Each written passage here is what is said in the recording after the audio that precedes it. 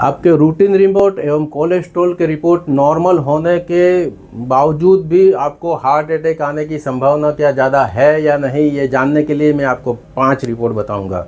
कई लोग ऐसे हैं जिनको बैड फैमिली हिस्ट्री है, कोलेस्ट्रॉल नॉर्मल है और फिर भी हार्ट अटैक आते हैं। तो कौन से रिपोर्ट है ये एक के बाद एक हम देखते हैं।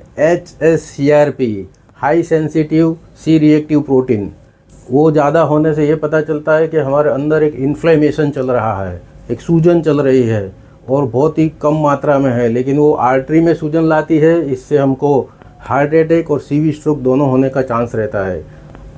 1 मिलीग्राम पर डेसीलीटर नॉर्मल है, 1 से 3 रेंज है उसकी, और 3 से ज़्यादा है तो आप चौकन्ने हो जाइए, आपको हार्ट अटैक आ सकता है। तो दूसरा रिपोर्ट है लाइपोप्रोटीन ए।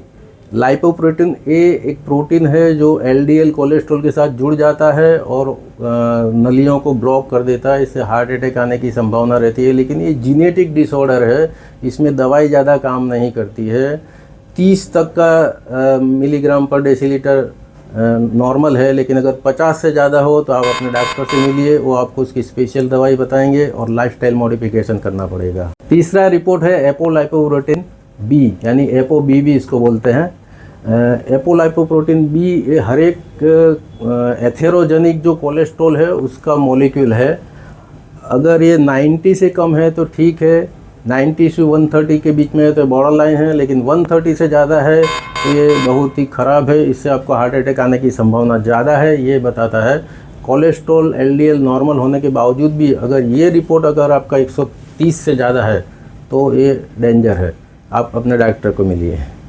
चौथा रिपोर्ट है LDL पार्टिकल की size. Large particle, small particle होते हैं। लार्ज पार्टिकल नुकसान कम करता है, स्मॉल पार्टिकल वेसल के अंदर तक घुस सकता है, इसलिए एथेरोस्क्लेरोसिस, कोरोनरी आर्टरी ब्लॉक करने का चांसेस ज़्यादा रहता है। एक और 5वां रिपोर्ट है HOMA-IR। ये ज़्यादा महंगा रिपोर्ट नहीं है, इससे हमको इंसुलिन रेजिस्टेंस है कि नहीं वो पता चलता है। अगर इंसुलिन रेजिस्टेंस है तो हमको ओबेसिटी और डायबिटीज़ आएगा और उसके कारण फिर कोरोनरी आर्टरी डिसीज़ और CV स्ट्रोक तक हो सकता है। HOMA-IR 1 तक है तो नॉर्मल है, 1 to 2.5 है तो बॉर्डर लाइन है, और 2.5 मिलीग्राम पर डेसीलीटर से ज़्यादा है तो वो हमको इंसुलिन रेजिस्टेंस बताता है और ये भी आपको हार्ट अटैक लाने के लिए कारणभूत बन सकता है। Coronary calcium score, coronary calcium score अगर 0 से 100 है तो ठीक है, 100 से 300 के बीच में है तो बॉर्डर लाइन है, और अगर 300 से ज़्यादा है तो आपको हार्ट अटैक आने की संभावना बढ़ जाती है।